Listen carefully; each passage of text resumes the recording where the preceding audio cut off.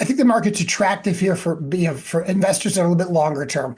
Right now, what's happened is I think that from a trading standpoint, there's a lot of volatility, a lot of whipsawing going around. And I think if you've got a longer term focus, there's some opportunities here. I think if you're going to try to trade, tariff rumors and tariff noise, I think that's a tough environment to be in. But there's quite a number of stocks that aren't at all-time highs, that are still growing their earnings, and that have maybe been unfairly punished during some of this kind of tech sell-off. I also think that most people are overweight, the Mag 7 and some of those names where they need to diversify more.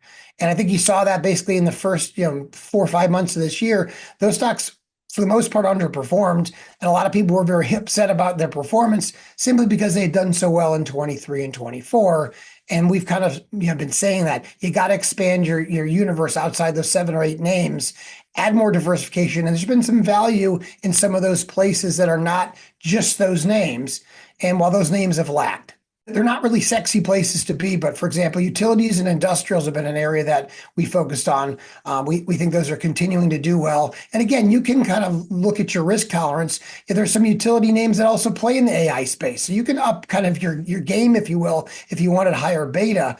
But we think utilities are attractive. Industrials have been a favorite of ours for a long time because you can run the gambit of industrials where you're really looking at kind of non-AI type industrials, or you can actually put some stuff in there that's got some tech-related industrial exposure there.